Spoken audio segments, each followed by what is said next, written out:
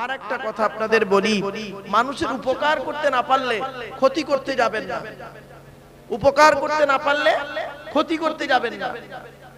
অনেক সময় আমরা অনেক রকমের ক্ষতি করি, দেখবেন হাতের দ্বারাই ক্ষতি করি, জবানের দ্বারাই ক্ষতি করি।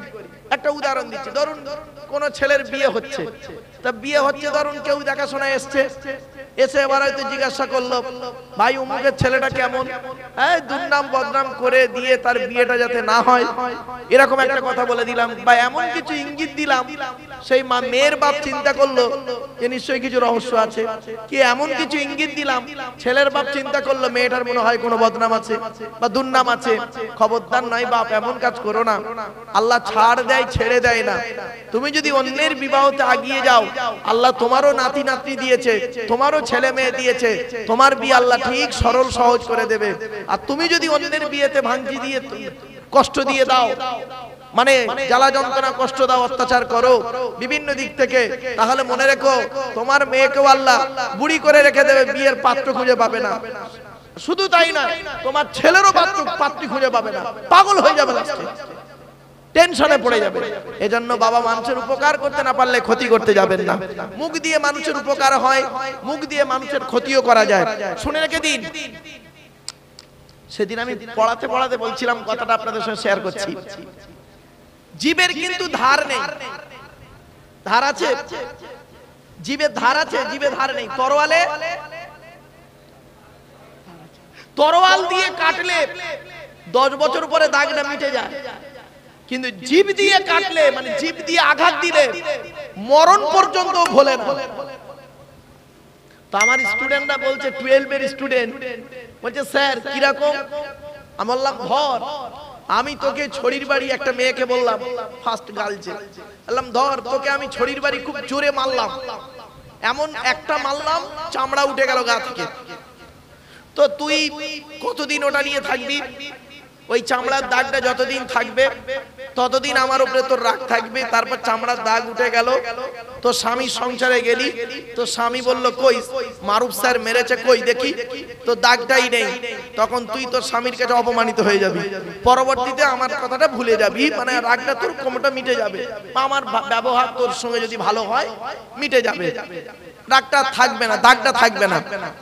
কিন্তু ধর তোর বাপ মারা গেছে এখন, ঠিক এই আমি বলছি যে ধর এখনই তুই ক্লাস করছিস, তোরা সব ক্লাস করছিস, বলছি ওদেরকে তোরা সব ক্লাস করছিস, এমন সময় ধর একটা মেয়ে এসে বলল, স্যার এই মেয়েটিকে ডেকে দেবেন। হেড স্যার ডাকলো, আর আমার কানে কানে মেয়েটি বলল, স্যার ওকে এখনই হেড স্যার বাড়ি যেতে বললো। কেন? ওর বাপ মারা গেছে। তা আমি এখন মেয়েটিকে বলছি, তোকে ধর আমি বললাম যে তোর বাপ মারা গেছে, খবর পেলাম, এখন তুই তো অলরেডি কান্না শুরু করবি। বলছে, হ্যাঁ স্যার। বললাম, আমি যদি ওই মুহূর্তে তোকে বলি তোর বাপ মরে গেছে, ঠিক হয়েছে, খালি এইটুকু যদি বলি, তোর কেমন লাগবে? বলছে, স্যার কষ্ট হবে। বলি, এ কষ্ট শুধু একদিনের নয়, যখন অন্য লোকেরও বাপ মরবে তখন তোর ওই কথা, মরণ কথাটা শুনেই তোর মাথায় ঘুরবে, মারুফ স্যার আমাকে একটা আঘাত দিয়েছিল, যে আমার বাপ মরেছিল, বলেছিল ঠিক হয়েছে। যতদিন এই জন্য বাপেরা শুনে নিন, তরোয়ালের ধার আছে কিন্তু দাগ থাকে না, উঠে যায়। জীবের ধার নেই, জীব দিয়ে আঘাত করলে ওটা মরণ পর্যন্ত রয়ে যায়। এই জন্য দুই ঠোঁটের মাঝখানে, দুই রানের বীজখানে হেফাজতকারী হলো জান্নাতি। দুই ঠোঁটের মাঝখানে হারাম খাবার খাওয়া থেকে জিভটাকে ঠিক করুন, বাজে ভাষা বলা থেকে জিভটাকে ঠিক করুন, পরনিন্দা পরচর্চা করা থেকে জিভটাকে ঠিক করুন, লজ্জাস্থানকে হেফাজত করুন। বাবা তাবারুক দেওয়া হচ্ছে, সকলে বিসমিল্লাহ সূরা ফাতিহা শরীফ একবার, 3 বার সূরা ইখলাস, কুল হুয়াল্লাহ, বেজর সঙ্গে কয়েকবার দরুদ শরীফ পাঠ করুন।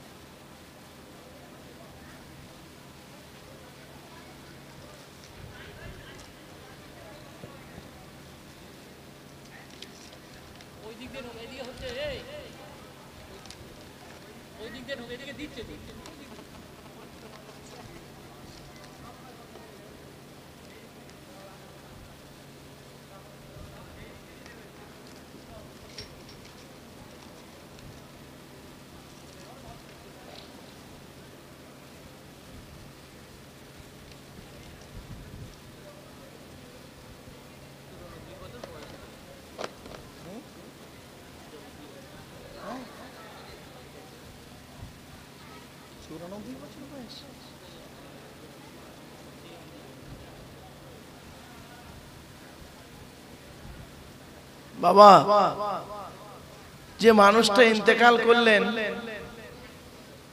তার বয়স হলো 94 বছর। আল্লাহ পাক কোরআনে বলেছেন, ওমা ইউআম্মারু মিন মুআম্মারিন ওয়ালা মিন উমরিহি ওয়ালা ইয়ানকুসু মিন উমরিহি ইল্লা ফি কিতাবিম মুবিন। কোরআনে আল্লাহ বলছেন, আমি আল্লাহ যাকে হায়াত দান করি কেমন ভাবে হায়াত দান করি, এবং যার হায়াত কমিয়ে নেই কেমন ভাবে কমিয়ে নেই, তোরা কেউ জানিস না। এই যদি এই বয়সটা আগে জানতাম, এর প্রসঙ্গে আলোচনা চলতো অনেকক্ষণ। হায়াত নিয়ে মনে রাখবেন, আল্লাহ যাকে ভালোবাসে তাকে হায়াত দান করে, আবার আল্লাহ যাকে চান তাকে আবার অল্প বয়সে ডেকে নেয়। আমার অনেক সময় ভুল বলবো কি ও মরে গেছে, ওই পাপ করেছে বলে আল্লাহ নিয়ে নিয়েছে, কিন্তু না বাবা, খবরদার বলবেন না। আল্লাহ খুশি, যাকে খুশি তাকে হায়াত দান করে পরীক্ষা করে, হায়াত কমিয়েও পরীক্ষা করে। হায়াত মউতের মালিক কে? আল্লাযী খালাকাল মাউতা ওয়াল হায়াতা লিয়াবলুয়াকুম আইয়ুকুম আহসানু আমালা। আমি আল্লাহ তোকে 100 বছর হায়াত দিয়ে দেখব, তুই 100 বছরের ভিতরে তুই কতটা আমাকে ডাকিস। আমি আল্লাহ তো 40 বছর হায়াত দিয়ে দেখব, ওই 40 বছর বয়সের মধ্যে কত তুই আমাকে ইবাদত করিস। এইটাই পরীক্ষা। তো 94 বছর বয়স নিয়ে মানুষটা এই গ্রামের সবথেকে বয়োজ্যেষ্ঠ লোক ছিলেন নাকি বাবা? হ্যাঁ, সবথেকে বেশি বয়োজ্যেষ্ঠ লোক ছিলেন। যাই হোক, একটা মুরব্বিকে আপনারা হারালেন। আল্লাহ তার কবরটাকে নূরুন আলা নূর বানায় দিক, বলুন আল্লাহুম্মা আমিন। আমার বাপেরা সকলে মোনাজাতে শামিল হবেন। বাপ সকলে পড়তে থাকুন।